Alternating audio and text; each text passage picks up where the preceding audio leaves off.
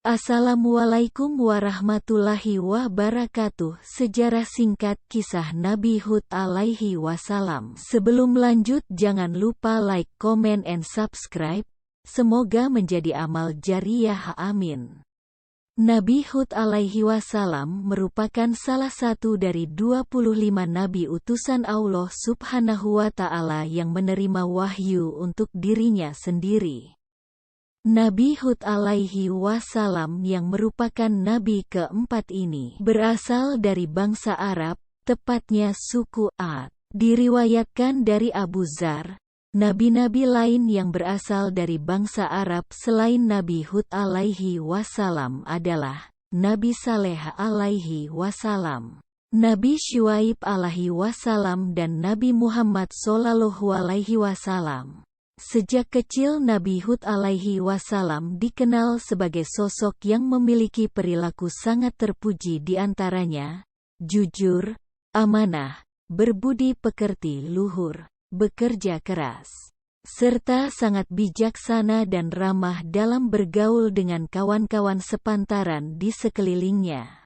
Ilustrasi daerah tinggal Nabi Hud. Kisah tentang kehidupan dan perjalanan dakwah Nabi Hud alaihi wasallam sendiri banyak disebutkan di dalam Al-Quran.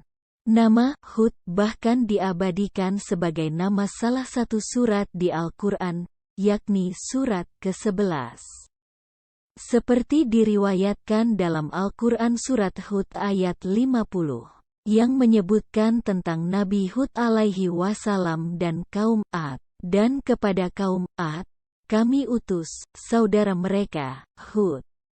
Dia berkata, "Wahai kaumku, sembahlah Allah, tidak ada Tuhan bagimu selain Dia. Selama ini, kamu hanyalah mengada-ada."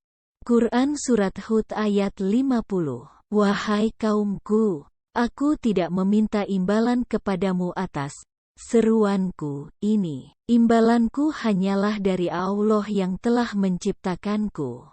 Tidakkah kamu mengerti? Quran Surat Hud ayat 51. Semasa hidupnya Nabi Hud alaihi wasallam menempati sebuah daerah yang disebut dengan Al-Ahqaf, tepatnya di sebelah utara Hadramaut, berada di antara Yaman dan Oman. Hadramaut adalah sebuah daerah yang sangat indah karena memiliki tanah yang subur. Banyak hasil pertanian yang tumbuh dengan baik dari tanah subur Hadramaut. Hadramaut juga menyimpan keistimewaan lain, yaitu terdapat bangunan suci umat Islam yang disebut dengan Qabr Hud, makam Hud. Di dekat Qabr Hud terdapat sebuah masjid yang selalu ramai dikunjungi peziarah, terutama pada tanggal 11 Sya'ban. Sejarah Nabi Hud alaihi wasallam sangat erat kaitannya dengan kaum Ad, yaitu kaum yang hidup di zaman Nabi Hud alaihi wasallam dan merupakan kaum tertua setelah dibinasakannya kaum yang zolim kepada Nabi Nuh alaihi wasallam. Diriwayatkan, Nabi Hud alaihi wasallam adalah cucu dari Nabi Nuh alaihi wasallam, atau bisa disebut juga merupakan keturunan dari Sam bin Nuh, kaum Ad.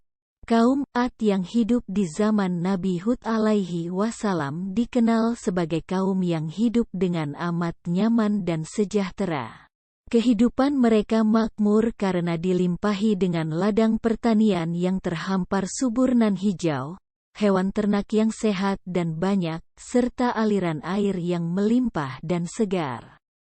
Selain itu, perawakan tubuh kaum Ad juga diketahui besar dan kuat sehingga sangat menguntungkan mereka dalam bekerja sehari-harinya.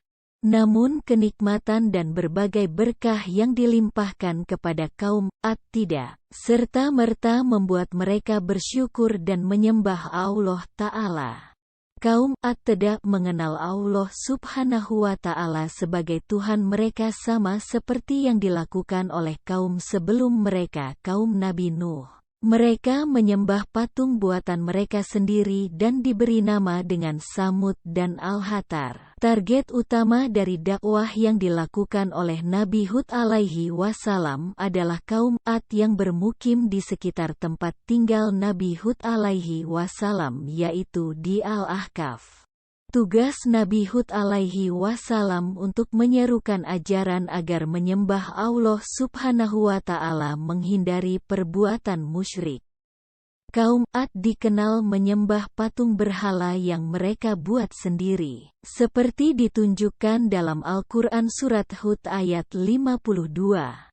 Yang artinya, dan Hud berkata, "Wahai kaumku, mohonlah ampunan kepada Tuhanmu lalu bertobatlah kepadanya. Niscaya Dia menurunkan hujan yang sangat deras, Dia akan menambahkan kekuatan di atas kekuatanmu, dan janganlah kamu berpaling menjadi orang yang berdosa." Quran Surat Hud ayat 52.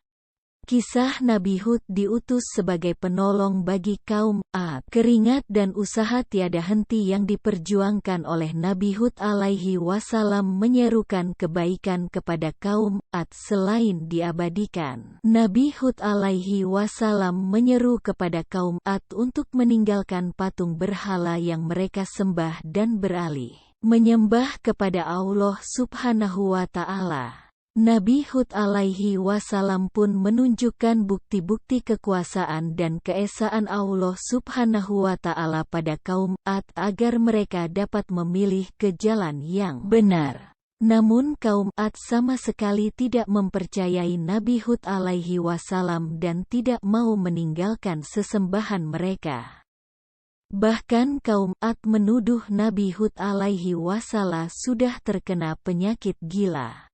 Mereka, kaum Ad, berkata, "Wahai Hud, engkau tidak mendatangkan suatu bukti yang nyata kepada kami, dan kami tidak akan meninggalkan sesembahan kami karena perkataanmu dan kami tidak akan mempercayai. Kami hanya mengatakan bahwa sebagian sesembahan kami telah menimpakan penyakit gila atas dirimu." Dia, Hud, menjawab, "Sesungguhnya aku bersaksi kepada Allah dan saksikanlah bahwa aku berlepas diri dari apa yang kamu persekutukan." Quran Surat Hud ayat 54.